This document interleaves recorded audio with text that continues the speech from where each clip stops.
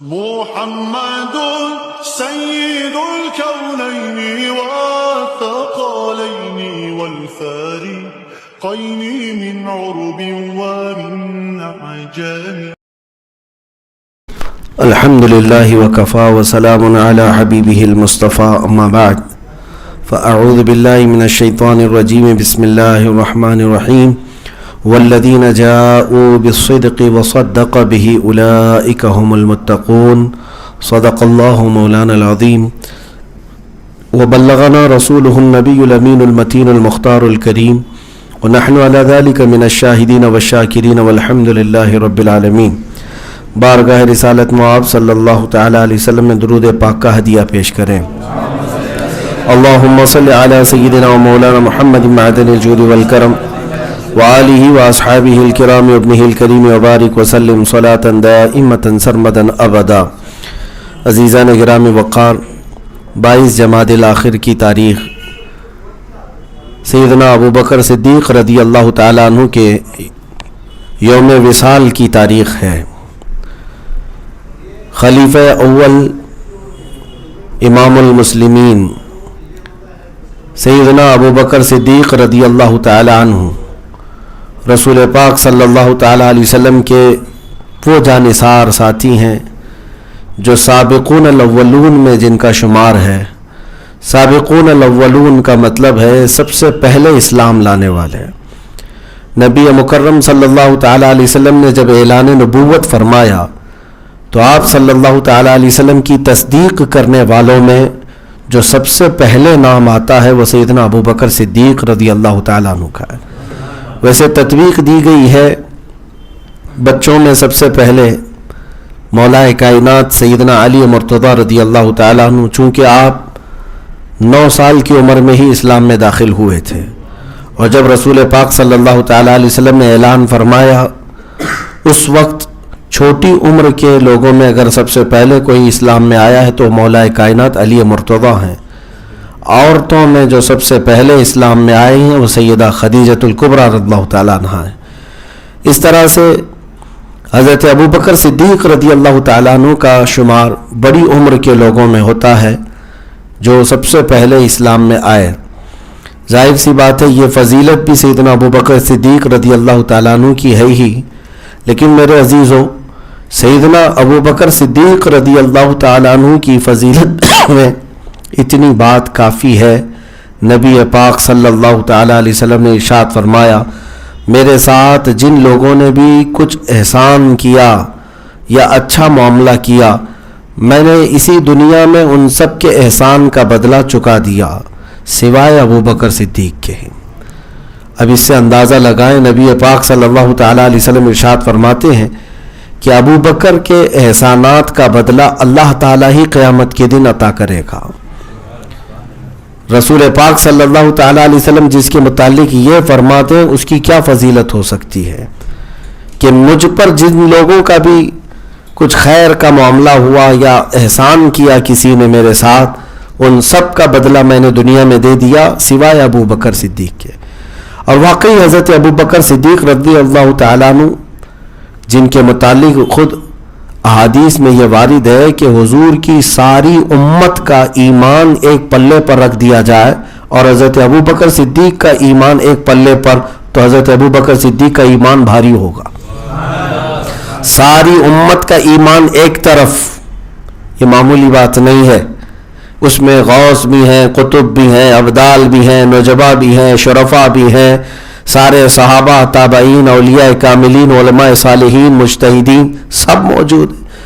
ان سب کے ایمان کو ایک ترازو پر رکھ دیا جائے اور حضرت ابو بکر صدیق کا ایک پلے پر تو پھر بھی حضرت ابو بکر صدیق کا ایمان بھاری ہوگا. سیدنا عمر ابن خطاب رضی اللہ تعالیٰ عنہ فرماتے ہیں کہ کاش میرے پاس اتنی طاقت ہوتی تو میں ابو بکر صدیق سے وہ رات خرید لیتا. ایک نیکی کے متعلق آپ فرماتے ہیں وہ رات خرید لیتا. آپ سے پوچھا گیا کون سی؟ فرمایا وہ جو غار ثور میں رسول اللہ کے ساتھ انہوں نے بتایا تھا. اپنی جان کو جوخم میں ڈالا، سانپ ڈستا رہا لیکن آپ نے پیر میں حرکت تک نہیں کی. اعلیٰ حضرت فاضل بریلوی رضی اللہ تعالیٰ عنہ نے فرمایا صدیق بلکہ غار میں جاں ان پہ دے چکے، صدیق بلکہ غار میں جاں ان پہ دے چکے، اور حفظ جان تو جان فروز غرر کی ہے، یعنی جان بچانا بہت اہم فرض ہے، اور اگر جان بچی ہے تو دوسرے سارے فرائض ہیں۔ اور اعلیٰ حضرت فاضل بریلوی رضی اللہ تعالیٰ عنہ نے فرمایا کہ حضرت ابو بکر صدیق نے یہاں پر جان بھی نچھاور کر دی تھی رسول پاک صلی اللہ علیہ وسلم کی بارگاہ میں۔ یہ معاملہ ایک بار کا نہیں ہے، ایک بار کا نہیں ہے، ہر بار حضرت ابو بکر صدیق رضی اللہ تعالیٰ عنہ نبی پاک صلی اللہ تعالیٰ علیہ وسلم کی حفاظت کے لیے اس قدر ایکٹیو ہوا کرتے تھے، اور ایسے پھرتیلے کہ مولا کائنات حیدر کرار، جن کو اسد اللہ الغالب ہم کہتے ہیں، یقیناً وہ ہے شیر خدا ہے، حیدر کرار ہے، اور حضرت علی رضی اللہ تعالیٰ عنہ کے ساتھ اگر کوئی لفظ مشہور ہوتا ہے تو وہ شجاعت علی۔ شجاعت کا مطلب کیا؟ بہادری، جس کو پوری دنیا حیدر کرار کہے، اور حضرت علی کی شجاعت مشہور ہے۔ حضرت علی رضی اللہ تعالیٰ عنہ جب ان سے پوچھا گیا تو آپ فرماتے میں کائنات میں سب سے بڑا بہادر ابو بکر صدیق کو سمجھتا ہوں، جن کو حیدر کرار خود کہے کہ ابو بکر صدیق کو میں سب سے بڑا شجاعت مند سمجھتا ہوں۔ تو میرے عزیزو، اب یہاں پر بات کرنے کی بھی کسی کو ہمت نہیں ہونی چاہیے۔ بہرحال سیدنا ابو بکر صدیق رضی اللہ تعالیٰ عنہ نے سارے غزوات میں شرکت فرمائی، رسول پاک صلی اللہ تعالیٰ علیہ وسلم کے ہر سفر میں ساتھ رہے، جتنی جنگوں میں نبی پاک صلی اللہ علیہ وسلم نے شرکت فرمائی ان ساری جنگوں میں سیدنا ابو بکر صدیق حضور کے ساتھ رہے، عمرے میں ساتھ رہے، حج میں ساتھ رہے، بلکہ ہجرت کے سفر میں ساتھ رہے۔ کون سا ایسا مقام ہے جہاں حضور پاک صلی اللہ تعالیٰ علیہ وسلم سے آپ دور رہے؟ ہر سفر میں نبی پاک صلی اللہ تعالیٰ علیہ وسلم کے ساتھ رہے، غزوہ بدر میں، غزوہ احد میں، غزوہ خندق میں، غزوہ حنین میں، غزوہ تبوک میں، یہ سب غزوات میں سیدنا ابو بکر صدیق ساتھ ہیں۔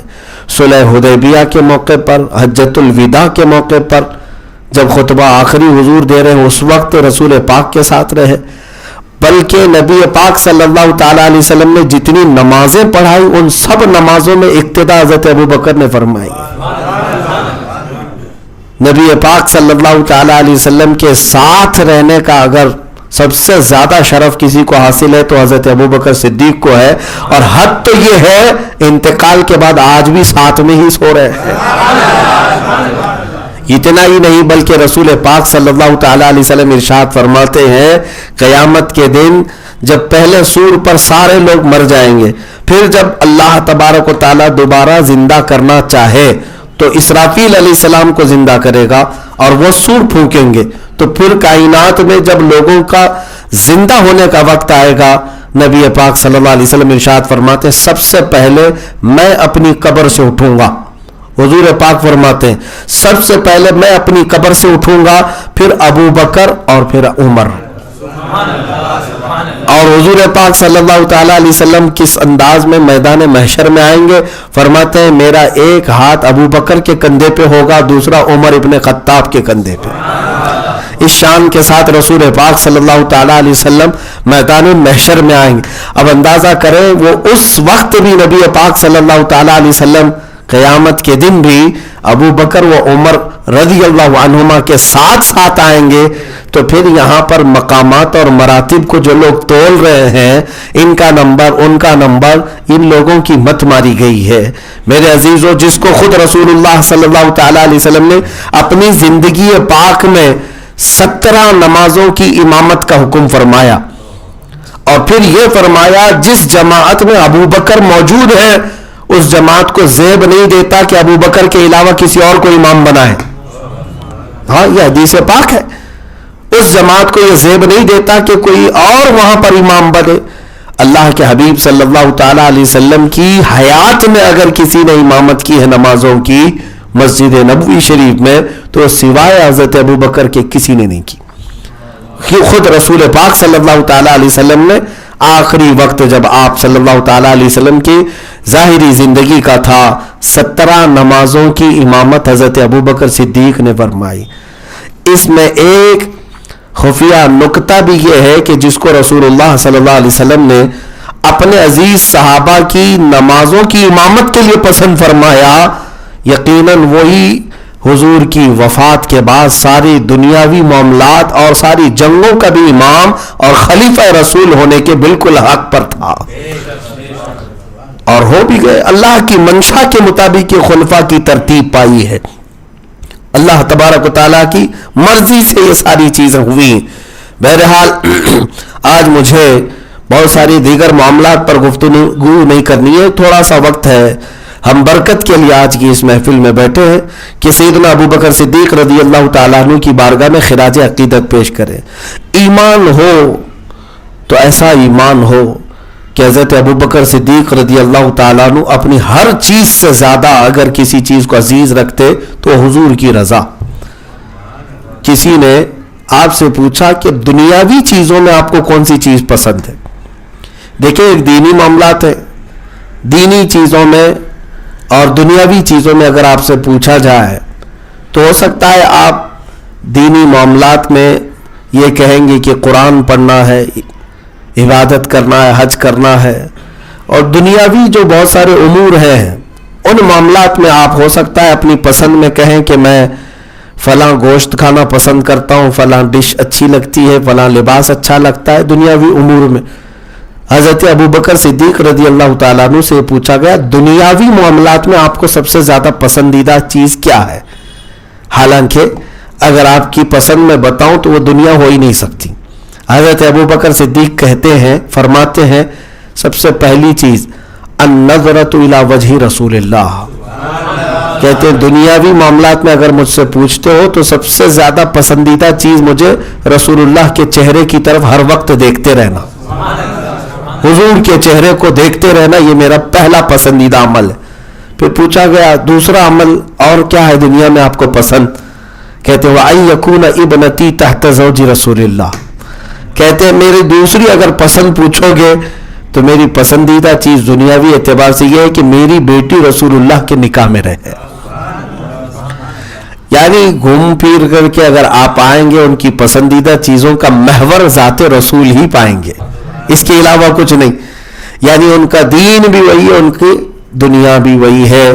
عزیزان گرامی وقار، اعلیٰ حضرت فاضل بریلوی رضی اللہ تعالیٰ عنہ نے اسی لیے اشعار میں یوں کہا تھا، اللہ کی سرتاب قدم شان ہے یہ صدیق اکبر کا ہی ایمان ہے، انسان ہی انسان وہ انسان ہے، یہ رسول پاک کی بارگاہ میں عرض کر رہے ہیں فاضل بریلوی۔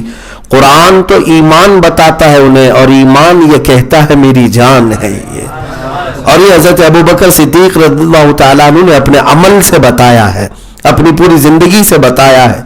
بمصطفیٰ برساں خیش کے دی ہما اوست، ڈاکٹر اقبال نے جو کہا ہے نا کہ اپنے آپ کو رسول اللہ کے قدموں تک پہنچا دو، یہی دین ہے، یہی دین ہے۔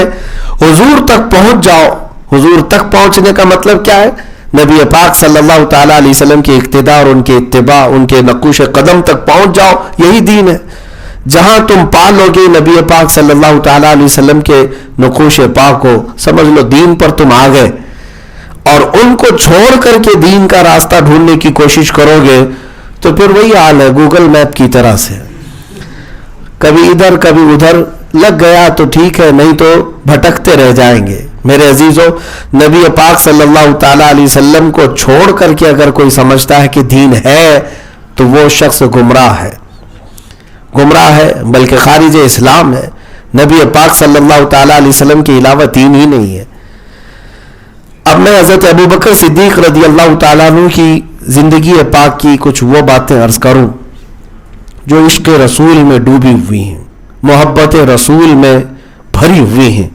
جب ہجرت کی رات تھی، اللہ کے نبی صلی اللہ تعالیٰ علیہ وسلم کو حکم ہوا تھا ہجرت کا رات کے وقت میں، اور واقعہ تفصیل سے ہے، جب کفار مکہ ہر ایک خاندان سے ایک ایک آدمی تلواریں لے کر کھڑا تھا حضور کے گھر کے اطراف کہ آج رات حضور کا قتل کرنا ہے، اس میں ہر خاندان والا شریک تھا۔ رات کا کافی پہر گزر جانے کے بعد ان کا پلان یہ تھا کہ گھر کے اندر داخل ہو کر ہم قتل کریں گے۔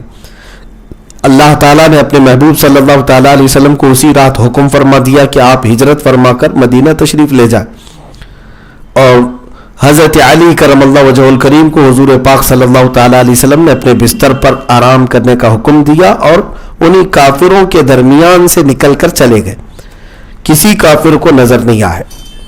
یہ صاف حدیثوں میں موجود ہے۔ وہ کھڑے رہ گئے، نبی پاک صلی اللہ تعالیٰ علیہ وسلم وہاں سے نکلے۔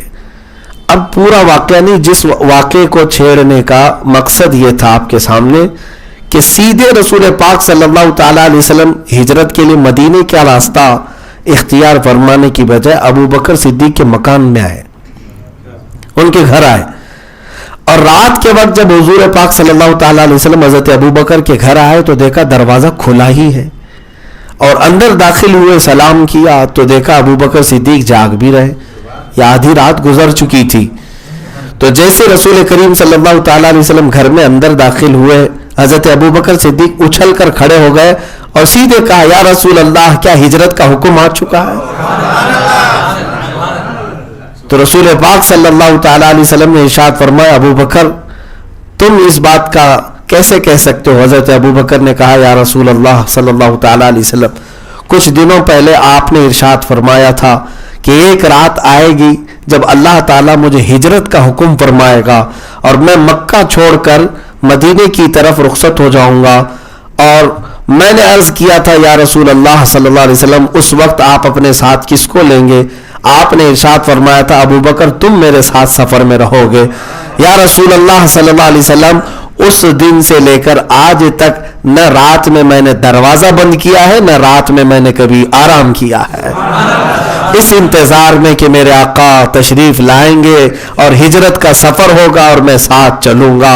سنا ہے آپ ہر عاشق کے گھر تشریف لاتے ہیں، یا رسول اللہ میرے گھر میں بھی ہو جائے چراغاں یا رسول اللہ۔ عزیزان گرامی، یہ ہے محبت مصطفیٰ جو صدیق اکبر رضی اللہ تعالیٰ عنہ کی زندگی پاک سے جھلکتی ہے۔ آپ کو پتہ ہے انہوں نے اپنی ہر چیز کو وار دیا نبی پاک کی زندگی پر۔ جب آپ ہجرت کے لیے جا رہے تھے حضرت ابو بکر صدیق کے گھر میں ان کی اولاد بھی تھی، ان کے بیٹے ہیں، بیٹیاں ہیں، ان کے بوڑھے باپ ابو قحافہ بھی تھے جن کی آنکھیں جا چکی تھی، ماں تھی، حضرت ابو بکر صدیق کی بیوی تھی۔ ان میں سے کسی ایک کو بھی آپ نے توجہ نہیں فرمایا، بس رسول اللہ کے ساتھ چلنا ہے، چل پڑے۔ اور جب نکل کر کے حضرت ابو بکر صدیق رضی اللہ تعالیٰ عنہ مدینہ طیبہ تشریف لا رہے تھے، اللہ اکبر، یہ پورا ہجرت کا سفر عشق میں ڈوبا ہوا ایک سفر ہے۔ کاش ہر مسلمان اس سفر کی ہر باریکی کو پڑھ لے، ہر تفصیل کو پڑھ لے، مزہ آ جائے اور اس کے ایمان میں اضافہ ہو۔ سفر ہو رسول اللہ کے ساتھ اور صدیق اکبر جیسا ساتھی ہو، کہاں کہاں ادب میں دکھاؤں اور کہاں کہاں محبت کے جلوے دکھاؤں۔ جب رسول پاک صلی اللہ تعالیٰ علیہ وسلم نے حکم فرمایا کہ سیدھے جو مدینے کا راستہ ہے اس راستے کو اختیار نہیں کرتے، یہ حضرت ابو بکر صدیق کا ہی مشورہ تھا، کہا کہ یا رسول اللہ صلی اللہ علیہ وسلم کفار کو جب معلوم ہوگا تو کہ ہمارے پیچھے لوگوں کو دوڑا دیں گے، تو اسی راستے پر ہی آ جائیں گے جو مدینے چلتا ہے، ہم اس کے اپوزٹ کوئی راستہ لے لیتے، اس کے برعکس، اور گھوم کر کے مدینے کے راستے کی طرف آئیں گے۔ تو اللہ کے نبی صلی اللہ علیہ وسلم نے صدیق اکبر کے اس مشورے کو پسند فرمایا، پھر جو مدینے جاتا تھا راستہ اس کو چھوڑ کر اس کے اپوزٹ راستہ لیا، اپوزٹ راستہ، اور اسی راستے پر چلتے ہوئے جو غار ثور آتا ہے۔ غار ثور یہ مدینے کے راستے پر نہیں ہے، آج بھی جا کر دیکھیں گے مدینے کا راستہ الگ ہے، غار ثور الگ ہے۔ تو غار ثور یہ درمیانی راستے میں ایک پہاڑی کا نام ہے، جبل ثور اس کو کہتے ہیں، اس کے اوپر ایک غار ہے، اور اس غار کی بھی کیا کیفیت ہوگی جس کا ذکر قرآن پاک میں آیا ہے۔ اس غار کا ذکر قرآن پاک میں ہے 10ویں پارے سورہ توبہ میں۔ تو یہ جبل ثور، پہاڑ، ثور کا پہاڑ، یہاں پر پہنچے تو حضرت ابو بکر صدیق نے عرض کیا راستہ لمبا ہے، ہم یہاں پر تھوڑا وقفہ لے لیتے ہیں تاکہ ان کی تلاش و جستجو کم ہو جائے، ڈھونڈنا ڈھانڈنا ان کا جو کم ہو جائے تو پھر ہم آگے کا سفر کریں گے۔ رسول پاک صلی اللہ تعالیٰ علیہ وسلم نے ارشاد فرمایا ٹھیک ہے۔ تو اب جو غار ثور پر جا کر آرام کرنا تھا، جبل ثور جانتے ہیں اس کی اونچائی 5000 فٹ ہے، 5000 فٹ کی اونچائی پر ہے، بہت کافی سال قبل حج کے سفر میں اوپر گیا تھا، اور ہماری اس عمر میں جا کر آنے کے بعد 8 دن تک پیر، ران اور پٹھے خوب درد کرتے رہتے ہیں. اتنی اونچائی پر ہے، بلندی پر ہے، وقفہ لے کر کے چڑھنا. ہاتھ میں 2 بوتلیں تھی، اس میں ایک تو ہم نے پھینک دیا، وہ بھی وزن لگ رہی تھی. 2-4 سیب تھے، وہ بھی چھوڑ دیے کہ وہ بھی وزن لگ رہی ہیں. وہاں پر چڑھنے والوں کی حالت یہ رہتی ہے، فجر کی نماز کے وقت چڑھتے ہیں، کافی وقت کے بعد اوپر پہنچتے ہیں. کئی لوگوں کو چکر آتے ہیں، کئی لوگوں کو الٹیاں ہوتی ہیں. بہرحال سفر تو وہ چڑھائی کا بڑا کٹھن ہے، اور پراپر کوئی راستہ نہیں ہے. ان ظالم سعودیوں نے کبھی ایسے مقامات کے لیے کوئی خاص راستہ نہیں بنایا، ورنہ ان کے جوئے کا اڈا ہوتا تو سمندر میں بھی راستہ بناتے. ان کو عیاشی کرنا ہوتا، ہاں جہاں سے دجال نکلنے والا ہے وہاں پر یہ بادشاہ نے محل بنا رکھا ہے، مقام جرف پر جا کر دیکھ سکتے ہیں. لیکن یہ رسول اللہ صلی اللہ علیہ وسلم سے ریلیٹڈ چیزیں ہیں، ان کے ایمان میں تو ہے ہی نہیں. ان کا سارا ایمان، ان کا سارا دار و مدار اسرائیل پر ہے، یہودیوں کے ساتھ ہے. بہرحال میں بات یہ عرض کر رہا ہوں کہ اتنی اونچائی پر یہ غار موجود ہے. جب حضرت ابوبکر صدیق حضور پاک صلی اللہ تعالیٰ علیہ وسلم کے ساتھ سفر میں تھے، چڑھائی شروع کیا، اوپر جا کر غار میں آرام کرنا تھا. سب سے اونچی چوٹی پر نبی پاک صلی اللہ تعالیٰ علیہ وسلم تھوڑے سفر کے بعد آرام کرنے کے لیے ایک جگہ بیٹھ گئے، تھکان محسوس فرمانے لگے. حضرت ابوبکر صدیق نے عرض کیا، یا رسول اللہ صلی اللہ علیہ وسلم، ہمیں جلد اوپر مقام پر پہنچنا ہے، آپ کے لیے آپ کے اس غلام کے کندھے حاضر ہیں. اللہ کے نبی صلی اللہ تعالیٰ علیہ وسلم، آپ سوار ہو جائیں، آپ کا یہ غلام لے کر چلے گا. عزیزان گرامی وقار، پوری کائنات میں تنہا ابوبکر صدیق ہے جس کے کندھوں پر میرے آقا نے سواری فرمائے. نبی پاک صلی اللہ تعالیٰ علیہ وسلم کو حضرت ابوبکر صدیق رضی اللہ تعالیٰ عنہ، ارے بار نبوت کو اٹھانا یہ معمولی بات نہیں ہے میرے عزیزو. جس کو اللہ منتخب فرمائے بس وہ رسول پاک صلی اللہ تعالیٰ علیہ وسلم کے ساتھ یہ معاملہ فرمائے. حضرت ابوبکر صدیق 5000 فٹ اونچائی تک پہنچے. وہاں غار میں 2 سے 3 دن تک کا قیام رہا. وہاں پر بھی جو معاملات پیش آئے ان میں سے ہر لمحہ عشق میں ڈوبا ہوا ہے، عشق میں ڈوبا ہوا ہے. آپ اندازہ تو کریں کہ کفار و مشرکین پیروں کے نشانات دیکھتے دیکھتے وہاں تک بھی پہنچ گئے، قریب آ گئے. اور یہ 2 حضرات غار کے اندر موجود تھے. ان کافروں کے پیروں کے آہٹ محسوس ہونے لگی. حضرت ابوبکر صدیق رضی اللہ تعالیٰ عنہ گھبراہٹ میں آ گئے. گھبراہٹ اور خوف اپنے جان کے لیے نہیں تھی، رسول اللہ کی حفاظت کے لیے.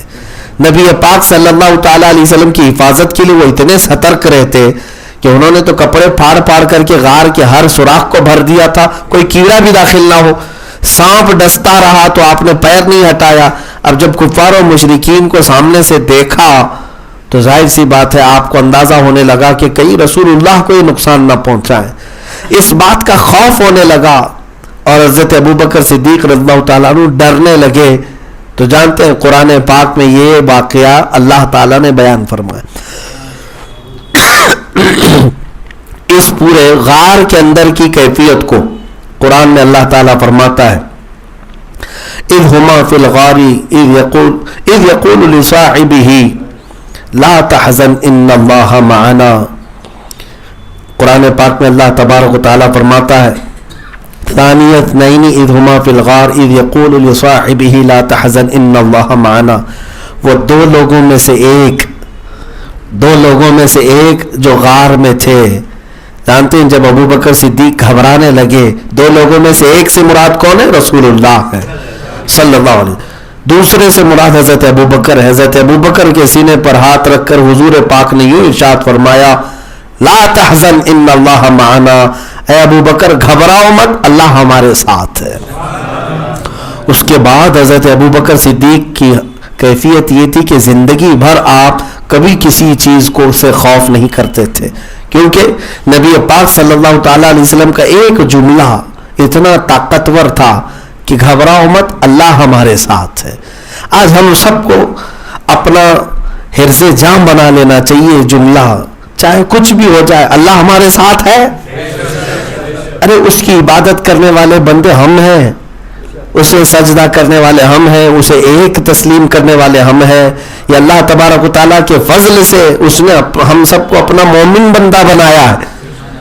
تو رب تبارک و تعالیٰ کا وعدہ ہے کہ مومنین کے ساتھ اللہ تعالیٰ مدد فرمائے گا اور مدد نازل کرے گا. تو جب ہمیں یہ سارے یقین ہے تو خوف کس بات کا، ڈر کس بات؟ اور جو ہوگا بھی تو وہ اللہ تعالیٰ کی مرضی سے ہی ہوگا، اللہ کی مرضی سے ہی ہوگا.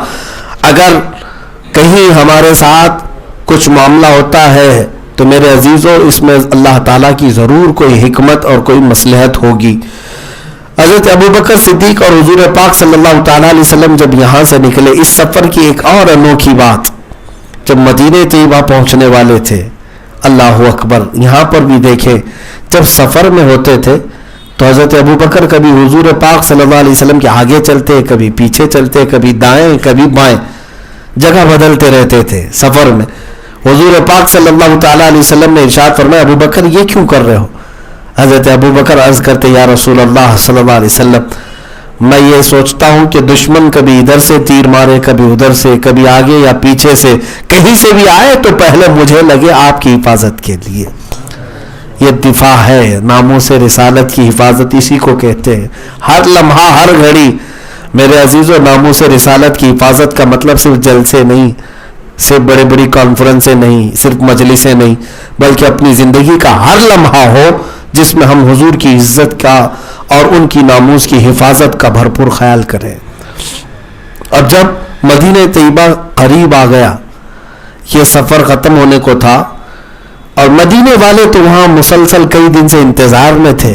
ان کو خبر مل گئی تھی کہ اللہ کے نبی صلی اللہ علیہ وسلم مکہ سے نکل چکے اور مدینے آنے والے. روز وہ ایک اونچے ٹیلے پر جا کر کھڑے ہوتے اور وہاں سے دیکھتے تھے کہ حضور تشریف لا رہے ہیں، حضور تشریف لا رہے. سنیت الوداع کی گھاٹیاں، وہ مدینے میں ایک اونچا ٹیلا تھا، وہاں سے آنے والے سب صاف نظر آتے تھے تو وہاں جمع ہوتے تھے. اور جو دن حضور پاک صلی اللہ تعالیٰ علیہ وسلم کے مدینے میں داخلے کا تھا وہ پیر کا دن تھا. حضرت ابوبکر صدیق ساتھ میں تھے اور مدینے والے بچے سے لے کر جوان، بوڑھے، عورتیں سب وہاں پر جمع تھے. اور جیسی ان کو دور سے دو لوگ نظر آنے لگے ان کی خوشیوں کے ٹھکانے نہیں تھے. وہ کہنے گونجنے لگی آوازیں طلع البدر علینا من ثنیات الوداع وجب الشکر علینا ما دعا للہ داعی. وہ خوشیاں منا رہے تھے، لیکن جو معاملہ تھا، جو عشق صدیق مجھے بتانا ہے رسول اللہ کے تئیں صلی اللہ علیہ وسلم، حضرت ابوبکر صدیق نے فوراً اپنا جبہ نکالا، ابھی دور تھے، اور اپنا جبہ نکال کر کے حضور پاک صلی اللہ تعالیٰ علیہ وسلم کے سر کے اوپر سایہ کرنے لگے. حالانکہ پورے سفر میں نہیں، اور اس کو ایک جھنڈا بنا کر حضور اکرم صلی اللہ تعالیٰ علیہ وسلم کے اوپر سایہ کرنے لگے. میرے عزیزو عشق بھی دیکھو، ادب بھی دیکھو. نبی پاک صلی اللہ تعالیٰ علیہ وسلم نے ان سے ارشاد فرمایا ابوبکر یہ کیوں کر رہے ہو؟ حضرت ابوبکر عرض کرتے ہیں یا رسول اللہ صلی اللہ علیہ وسلم یہ مدینے والے لوگ جو آپ کے انتظار میں کئی دن سے یہاں پر موجود ہیں، ان میں بہت سارے اجنبی لوگ ہیں جنہوں نے کبھی آپ کو نہیں دیکھا، اور کہیں غلطی سے وہ مجھے نبی نہ سمجھ لیں، اس لیے میں اپنا جبہ اٹھا کر آپ پر سایہ کر رہا ہوں تاکہ لوگوں کو اندازہ ہو جائے آپ رسول ہیں اور میں غلام ہوں.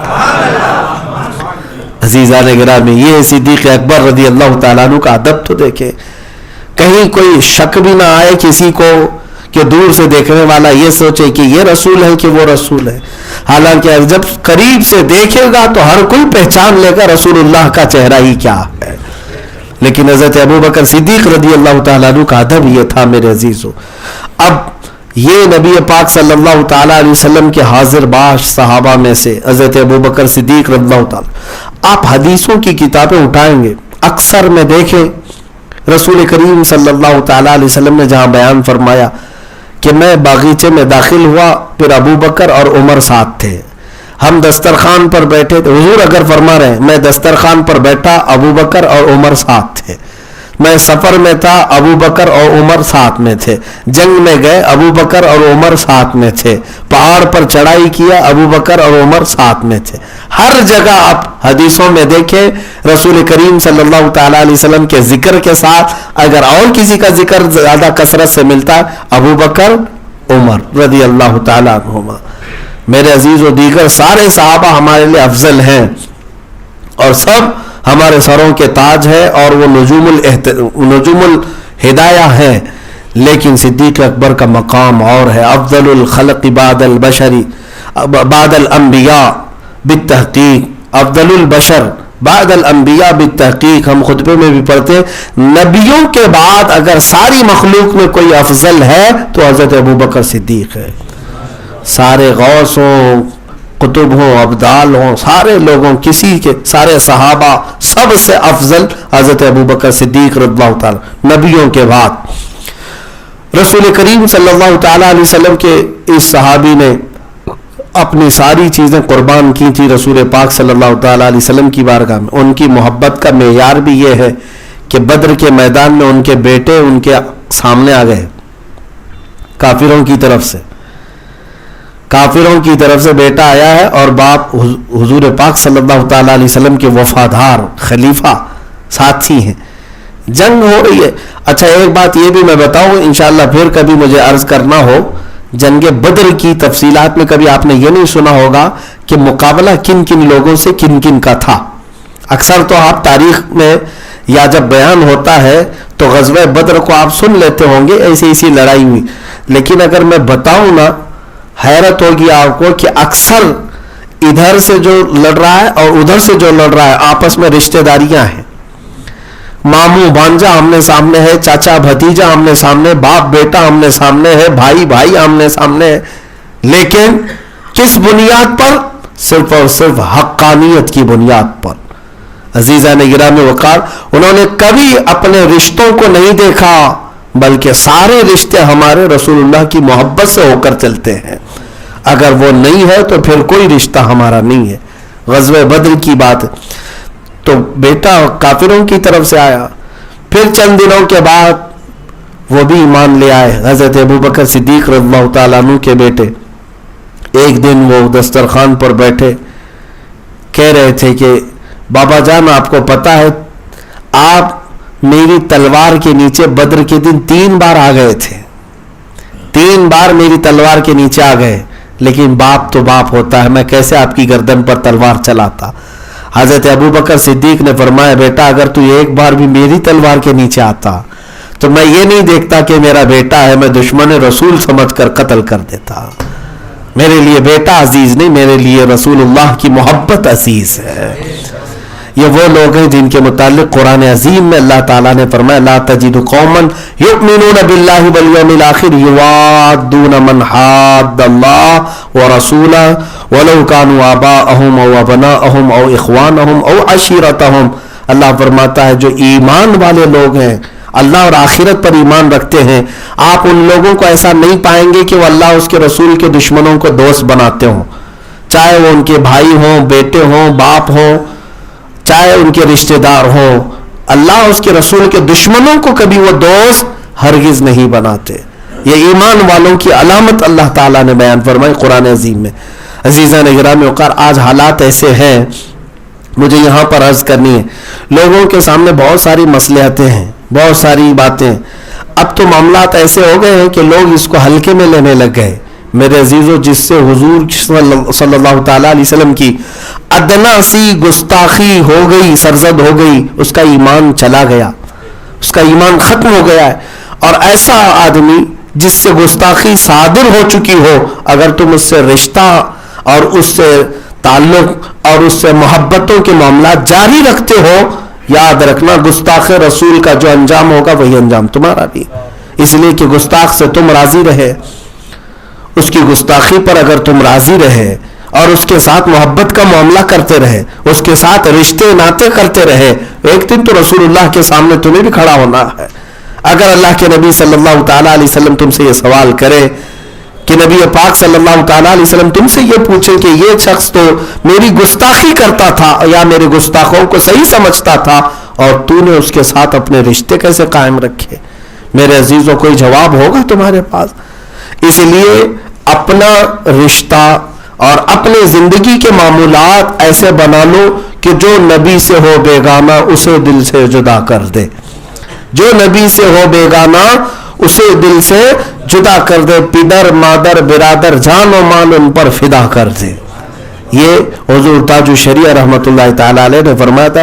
در حقیقت یہ حدیث کا مفہوم ہے، تمہارا ایمان بھی اس وقت تک کمپلیٹ نہیں ہوگا جب تک تم ان سارے لوگوں سے زیادہ حضور سے نہیں محبت کرو گے۔ تو تمہارے لیے کوئی رشتہ آڑے نہیں آنا چاہیے کہ بھائی کا رشتہ فلاں جگہ سے ہو گیا ہے، مجھے بھی تھوڑا سا خیال رکھنا پڑتا ہے، ہماری بہن فلاں جگہ دی گئی ہے، مجھے خیال کرنا پڑتا ہے۔ تم نے اپنے ان تمام رشتوں کا خیال کرنا تو سوچا رسول اللہ کی عزت کا خیال نہیں کیا، نبی پاک صلی اللہ تعالی علیہ وسلم پر بھونکنے والے۔ میرے عزیزوں، ہم اپنی ماں کو اور اپنے باپ کو گالیاں دینے والوں سے زندگی بھر کا رشتہ توڑ بیٹھتے ہیں، بلکہ اگر جائیداد کا معاملہ ہو جائے تو بھائی بہن 25-25 سال تک بات چیت نہیں کرتے۔ ایک بالشت جگہ کسی نے ادھر سے ادھر کر لی ہے تو سالوں سال تک رشتے توڑ کر کے بیٹھے رہتے ہیں۔ لیکن آپ اندازہ تو کریں، یہاں پر جائیداد کے لیے، وراثت کے لیے تعلق ختم کرنے والے لوگ، پراپرٹی کے لیے ہمیشہ کے لیے قطع تعلق کرنے والے لوگ، یا پھر ایک بار گالی گلوچ کی وجہ سے کئی سالوں تک بات بند کرنے والے لوگ، ان سے جب ہم پوچھتے ہیں تم گستاخان رسول کے ساتھ کیا معاملہ کرتے ہو، کہا یہ تو ان کا معاملہ ہے، ہمارا معاملہ الگ ہے، ہم محبت کرتے ہیں، وہ اگر نہیں محبت کرتے تو ان کے ساتھ ہے۔ نعوذ باللہ من ذالک۔ کیا یہی محبت کا تقاضا ہے میرے عزیزو؟ کیا ایمان کا یہ تقاضا ہے؟ حضرت ابوبکر صدیق رضی اللہ تعالیٰ عنہ کا ایمان تو یہ تھا، ایمان اگر آپ کو میں بتاؤں، یہ حدیبیہ کے موقع پر ایک مکہ کے کافروں کی طرف سے قاصد آیا تھا، عروہ بن مسعود ثقفی۔ وہ جب بات کر رہا تھا حضور پاک صلی اللہ تعالیٰ علیہ وسلم سے تو حضور کی داڑھی کی طرف سے ہاتھ لگا کر بات کر رہا تھا۔ یہ عربوں کا دستور تھا، بات کرتے۔ صدیق اکبر رضی اللہ تعالیٰ نے اس کے ہاتھ کو مار کر جھٹک دیا، کہا نیچے ہاتھ رکھ۔ اس نے پھر کہا کہ یہ تو کوئی معاملہ نہیں ہے۔ حضرت ابوبکر صدیق نے کہا خبردار، تو اللہ کے رسول سے بات کر رہا ہے۔ ہاتھ تک اٹھا کر بات کرنے کو حضرت ابوبکر صدیق گوارا نہیں کرتے تھے، اور اس کے بعد جو جملے حضرت ابوبکر صدیق نے کہے نا، وہ میں کہوں تو آپ لوگوں کو ایسا لگے گا بہت سخت جملے ہیں۔ ہاں، حضرت ابوبکر صدیق جلال میں اتنے سخت جملے اس قاصد سے کہے تھے۔ اتنا ہی نہیں، یہ تو چھوڑو، وہ کافروں کی طرف سے آیا تھا، کافروں کی طرف سے آیا تھا۔ لیکن آپ کو میں یہ بتاؤں، حدیبیہ کا موقع ایسے امتحان کا تھا صحابہ کے، ایسے امتحان کا کہ رسول کریم صلی اللہ علیہ وسلم مکہ کے کافروں کے ساتھ صلح کر رہے ہیں۔ کس بات پر؟ 1400 صحابہ عمرہ کے لیے گئے ہیں، احرام پہن کر کے، جانور قربانی کے لیے لے کے گئے، 35 کلومیٹر باقی رہ گیا مکہ، لیکن مکہ والے اندر آنے نہیں دے رہے، مکہ کا راستہ روک کر رکھے اور جنگ کرنے پر تیار ہے۔ صحابہ میں اکثر صحابہ یہ چاہتے تھے کہ حضور جنگ کی اجازت دے دے، ہم ان کے پرخچے اڑائیں گے۔ ارے جنگ بدر بھی ہو چکی تھی، احد بھی، خندق بھی، اچھا تجربہ ہو چکا تھا۔ یہ 6 ہجری میں حدیبیہ کا موقع ہو رہا ہے، جبکہ جنگ بدر، احد، خندق سب ہو چکی تھی، تو جنگوں کا ان کو تجربہ بھی تھا، اور مکہ والوں کو کہاں سے لٹانا ہے، کہاں سے مارنا ہے اچھی طرح جانتے تھے۔ اور حدیبیہ کے موقع پر اللہ کے نبی اجازت نہیں دے رہے، رسول پاک صلی اللہ تعالیٰ علیہ وسلم جنگ کا حکم نہیں فرما رہے۔ یہاں تک کہ صلح کرنے کی جب بات آئی تو مکہ والے زور زبردستی ایسی صلح نامہ پر دستخط کروا رہے تھے جس میں بظاہر لگتا تھا کہ مسلمان شکست کھائے ہوئے۔ مکہ والے کہہ رہے تھے اس سال آپ کو ہم عمرہ آنے نہیں دیں گے، آپ یہیں احرام کھولو، واپس مدینے جاؤ۔ سوچو آپ، 450 کلومیٹر کا سفر ہے، اس میں صرف اور صرف 35 کلومیٹر باقی رہ گیا اور ان کو واپس دوڑا رہے ہو مدینے۔ اس وقت کیا کیفیت ہوگی؟ مکہ، خانہ کعبہ ان کے باپ کی جاگیر تو ہے نہیں، برسوں سے ہر ایک کے لیے کھلا ہوا وہ گھر، لیکن مکہ والے وہاں سے واپس کر رہے تھے۔ دوسری بات یہ تھی کہ اگلے سال آئیں گے بھی تو تنہا آئیں گے اور کوئی ہتھیار ساتھ میں نہیں لے آئیں گے۔ یہ ایگریمنٹ میں جو چیزیں لکھی گئی تھی، سیٹلمنٹ جس بات پر ہو رہا تھا، सेटलमेंट, मेमोरेंडम ऑफ सेटलमेंट बोलते हैं ना इसको, हाँ, इसको MOU जो हो रहा था, जो भी है अंडरस्टैंडिंग का, उसमें मक्का वाले ये भी लिखवा रहे थे कि मदीने से अगर कोई हमारे मक्का में आएगा तो हम उसको वापस नहीं करेंगे, और मक्का से कोई मदीने जाएगा तो आपको वापस करना पड़ेगा, उसे वापस करना पड़ेगा। ये सब बातें थी। रसूल पाक सल्लल्लाहु ताला अलैहि वसल्लम सब बातों को मान रहे थे, ठीक है, जैसा तुम कह रहे हो ठीक है। यहां तक कि उन खबीसों ने जो सुलह नामे पर नाम लिखा हुआ था मोहम्मद रसूलुल्लाह सल्लल्लाहु ताला अलैहि वसल्लम और कुरैश के रईसों के बीच में ये एग्रीमेंट है, तो उन्होंने इस बात पर भी एतराज किया कि हम रसूलुल्लाह आपको नहीं मानते, ये लफ्ज हटाओ। तो हजरत अली रज़ियल्लाहु ताला अन्हु ये सुलहनामा लिख रहे थे, हुजूर ने फरमाया मिटा दो। हजरत अली कलम छोड़कर उठ गए, कहा कि ये मुझसे नहीं होगा, ये रसूलुल्लाह लिखा हुआ लफ्ज मैं नहीं मिटाऊंगा। खुद रसूल पाक सल्लल्लाहु ताला अलैहि वसल्लम ने मिटाया और मोहम्मद बिन अब्दुल्लाह लिखा, इसलिए कि ये सुलह जो हो रही थी वो निगाहें नबुव्वत देख रही थी कि होना क्या है, लेकिन सबकी निगाहें वहां तक तो नहीं पहुंच सकती। बज़ाहिर तो ऐसा लग रहा था कि दब के सुलह हो रही, अरे मियां हम तो ताकत वाले, जब 313 थे तो इनके परखचे उड़ा दिए थे, अब 1400 आए हैं, 1400 आए, क्या कर लेंगे ये? लेकिन हुजूर की हिकमत थी, हुजूर की मसलहत थी। अब जब हुजूर पाक सल्लल्लाहु ताला अलैहि वसल्लम ने ये सुलह पर दस्तखत कर दी तो हजरत उमर का वहां पर जो मामला था, जो बात अर्ज करनी है इस पूरे वाक़े में, सिद्दीक़ अकबर का ईमान मुझे बताना है क्या। और हजरत उमर को देखिए जलाल ये था कि हुजूर के पास आए, कहा या रसूल अल्लाह हम हक पर नहीं है। कहा क्यों नहीं उमर, हम हक पर हैं। तो फिर क्यों ये दस्तखत कर रहे हैं, हम दब करके क्यों इनकी बात मानेंगे, आप जंग की इजाजत दें, अभी हम जंग के लिए निकलेंगे। हालांकि एहराम की हालत में थे। रसूल पाक सल्लल्लाहु अलैहि वसल्लम ने फरमाया उमर जो मैं देख रहा हूं वो तुम नहीं देख रहे। हजरत उमर गए, दूसरे सहाबा को पकड़ पकड़ कर कहने लगे तुम्हारा क्या मशवरा है, तुम्हारी क्या राय। सब सहाबा कह रहे थे जंग होना चाहिए, जंग होना चाहिए। हजरत उमर ने देखा कि अक्सर की राय तो यही है, जंग होना चाहिए। फिर हजरत उमर कहते हैं कि अबू बकर को मना ले, और हुजूर अबू बकर की बात को रद्द नहीं करते। तो आए सीधे अबू बकर सिद्दीक के पास, हजरत अबू बकर से कहा अबू बकर देख नहीं रहे क्या हो रहा है, सुलह हो रही है, दब कर इन शर्तों पर, और हुजूर पाक सल्लल्लाहु अलैहि वसल्लम दस्तखत कर रहे हैं, जंग की इजाजत नहीं दे रहे, हुक्म नहीं दे रहे, अबू बकर आप क्या कहते हैं। जब ये हजरत उमर बोल रहे थे हजरत अबू बकर सिद्दीक उनके कंधों को पकड़कर जोर से हिलाते और एक जुमला कहते हैं इल्ज़म गर्ज़क या उमर, ऐ उमर होश संभाल कर बात कर, इसलिए कि जिसके बारे में तू बात कर रहा है वो अल्लाह के रसूल है, वो अल्लाह के रसूल है। जो फैसला लेते हैं वो अपनी मर्जी से नहीं अल्लाह के हुक्म से लेते हैं। ये कौन कहता है ऐसे इम्तिहान के वक्त अगर किसी का सीना सबसे ज्यादा खुला है तो अबू बकर सिद्दीक रज़ियल्लाहु अन्हु। जाहिर सी बात है, जाहिरी सिचुएशन क्या होती है हर कोई उसको एक्सेप्ट नहीं करता, लेकिन हजरत अबू बकर सिद्दीक का ईमान यह था कि रसूलुल्लाह ने अगर कहा है यकीनन वो अल्लाह की मर्जी से होगा।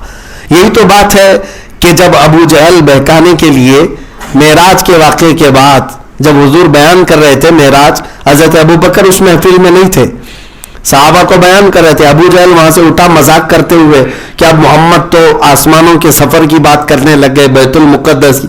बाहर निकला, हजरत अबू बकर से मुलाकात हो गई।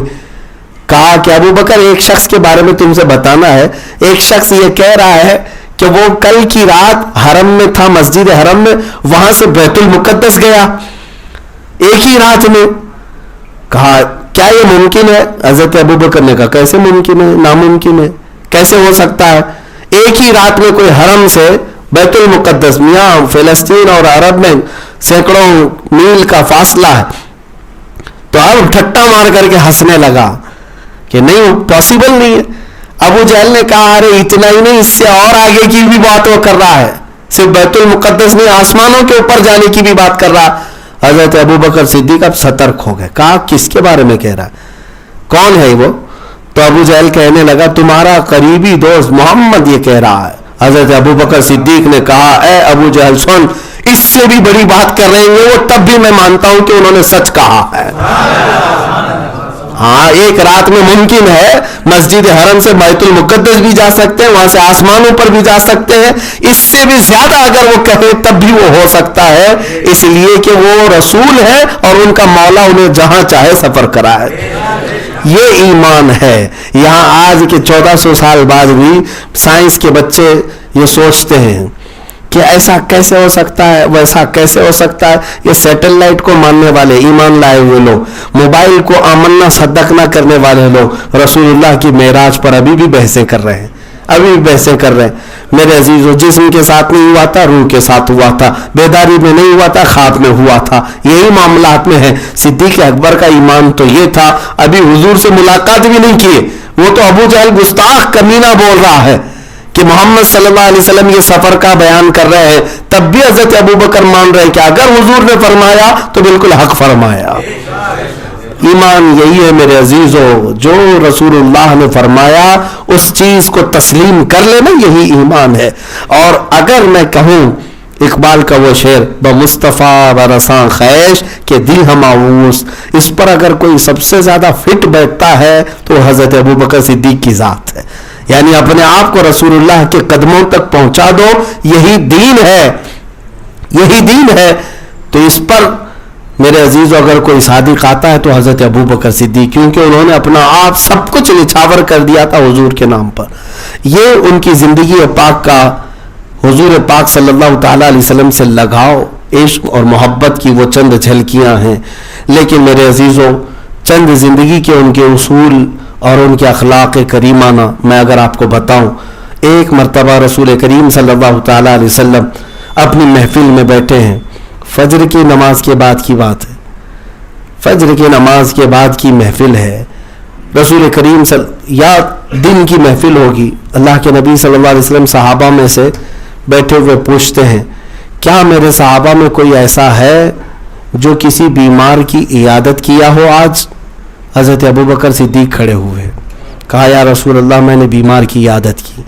پھر رسول کریم صلی اللہ تعالی علیہ وسلم نے سوال کیا، کیا اس محفل میں آج کوئی ایسا ہے جو کسی غلام کو آزاد کیا ہو؟ پھر ابو بکر صدیق کھڑے ہوئے، کہا یا رسول اللہ میں نے آج ایک غلام کو آزاد کیا۔ رسول کریم صلی اللہ تعالی علیہ وسلم نے سوال کیا، کیا اس محفل میں آج کوئی ایسا ہے جو کسی مسکین کو کھانا کھلاؤ؟ پھر ابو بکر صدیق کھڑے ہوئے، کہا یا رسول اللہ صلی اللہ علیہ وسلم میں نے مسکین کو کھانا کھلایا ہے۔ کئی نیکیوں کا ذکر حضور کرتے رہے اور ہر نیکی کے ذکر پر صدیق اکبر ہی کھڑے ہوتے رہے کہ یا رسول اللہ میں نے کیا، یا رسول اللہ میں نے کیا۔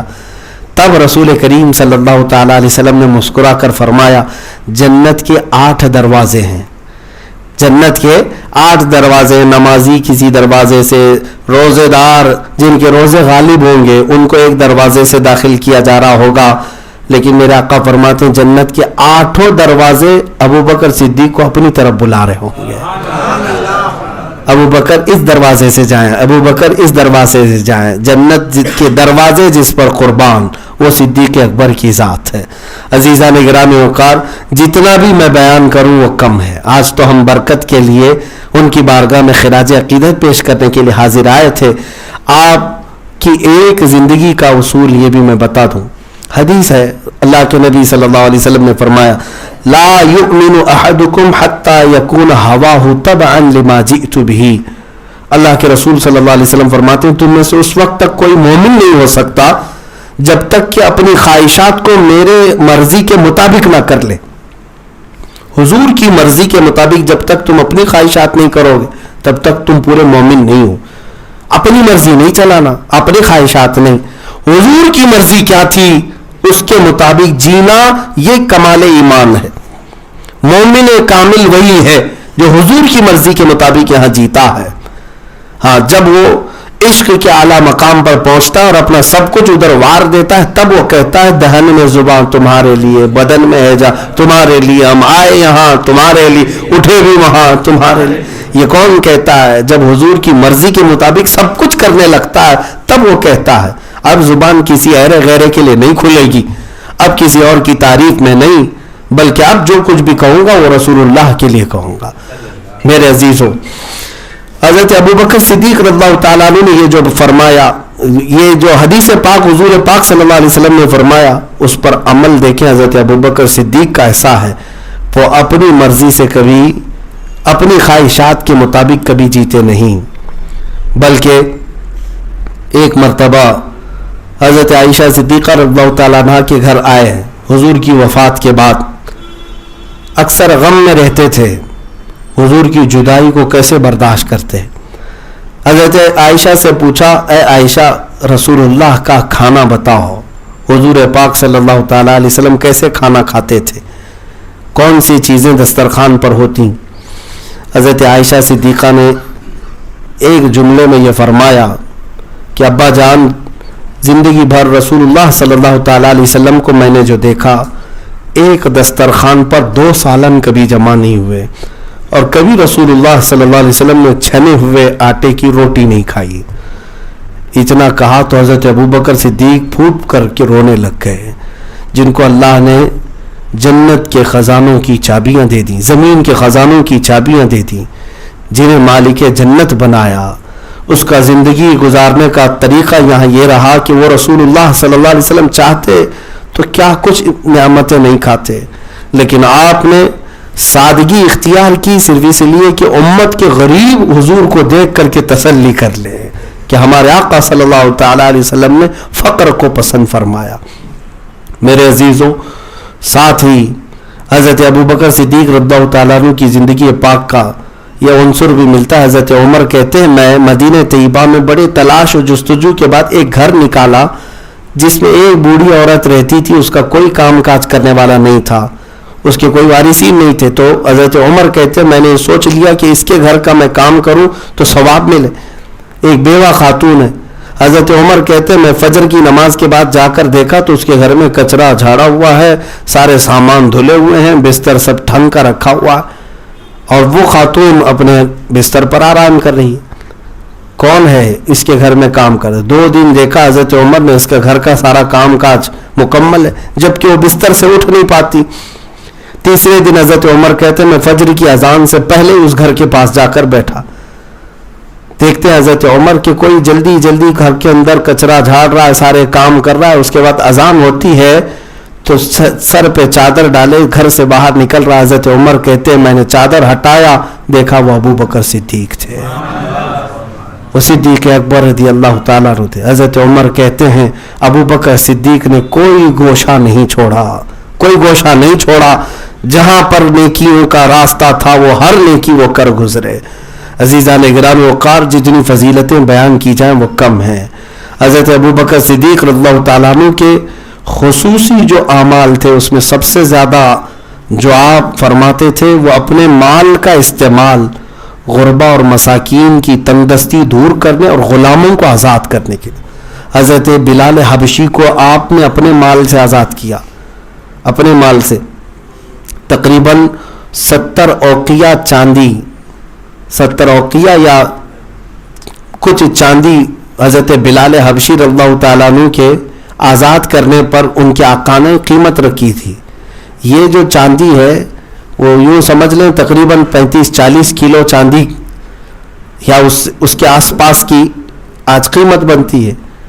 تو حضرت بلال حبشی رضی اللہ تعالیٰ عنہ جو حبشی غلام ہوتے ان کی اتنی قیمت وہاں نہیں لگائی جاتی تھی. تو حضرت ابوبکر صدیق وہ بھی دے کر کے خریدنے کے لیے آزاد ہوئے، راضی ہوئے. تو حضرت بلال کا جو آقا تھا، مالک تھا، وہ ہنسنے لگا، کہا اس حبشی اور کالے غلام کے لیے تم اتنے پیسے دے رہے ہو، اتنی چاندی دے رہے ہو، میں نے تو ایسے ہی ریٹ لگا دیا کہ کوئی دے نہ اس کو. تو حضرت ابوبکر صدیق کہتے ہیں اس سے 10 گنا زیادہ بھی تو مانگتا تو میں دے کر بلال کو آزاد کرتا، اس لیے کہ میں نے اس کی آنکھوں میں رسول اللہ کی محبت دیکھی ہے، اور رسول اللہ کا کوئی غلام ان کا چاہنے والا کسی اور کی غلامی میں رہے یہ صدیق اکبر کو گوارا نہیں ہے. حضور کا غلام حضور کے دربار میں رہے. کیا ہماری آج یہ کیفیت ہے؟ ہم رسول اللہ کے ان غلاموں کو جو مجبور ہیں کسی اور کی غلامی میں دیکھ کر خاموش رہتے ہیں، ان کو وہاں سے آزاد کرانے کی فکر ہمیں ہے. کچھ ایسے لوگ ہیں جو تڑپتے ہیں نبی پاک صلی اللہ علیہ وسلم کے لیے لیکن وہ سکون کی سانس نہیں لے پاتے. آج مجھے حیرت ہے، 2 چند دنوں پہلے ہی ایک نوجوان کو میں نے سنا کہ وہ اپنی نوکری سے اس کو چھٹی دے دی گئی، نکال دیا گیا، وہ آیا، اس کی وجہ یہ تھی کہ اس کے ساتھ تعصب کیا جاتا تھا. نوجوان ہے جو بھی ہے 25 سے 30 سال کی عمر کا، داڑھی رکھا ہوا ہے، لیکن اس نے ڈھونڈ کر کے جاب یہ لی تھی کہ کوئی مسلمان کمپنی ہو. اسے مسلمان کمپنی ملی، اس کمپنی میں وہ کام کرتا رہا. مسلمان کمپنی میں اکثر لوگ وہاں پر تھے، لیکن جو باس تھا وہ بھی مسلمان. جان بوجھ کر کے اس نے اس شخص کو نوکری سے ہٹایا. میرے عزیزو، غیروں کا تعصب تو اپنی جگہ پر، مجھے شکایت ان لوگوں کو بھی ہے جس بچے نے، جس نوجوان نے حب رسول میں تڑپ کر کے حضور کی سنتوں پر عمل کرنے کے لیے اپنے آپ کو دنیا سے الگ رکھا، الگ تھلگ کر لیا. لوگ کیا اس کو کم تانے دیتے ہوں گے؟ داڑھی رکھنے کے بعد کیا اس کو کم پریشان کیا جاتا ہوگا؟ اس کی فیلنگ کو کتنا ہرٹ کیا جاتا ہے، کیا کیا کیا جاتا ہے، سب چیزیں برداشت کر کے. اور وہ بھی بہت سارے آفرز کو چھوڑ کر تمہارے یہاں آیا تھا تاکہ تم مسلمان ہو، میرا درد سمجھ سکتے ہو، میرا راستہ سمجھ سکتے ہو، اور تم نے ٹھکرایا ہے تو یاد رکھنا قیامت کے دن ذلیلوں میں اٹھایا جائے گا. نبی پاک صلی اللہ تعالیٰ علیہ وسلم کے کسی عاشق کو، کسی غلام کو ستاؤ نہیں، بلکہ اگر وہ کہیں بند بن گیا ہو، قیدی بن گیا ہو، تو اس کی سانسوں کو آزاد کرا دو. یہ صدیق اکبر اللہ تعالیٰ عنہ کے معمولات میں سے.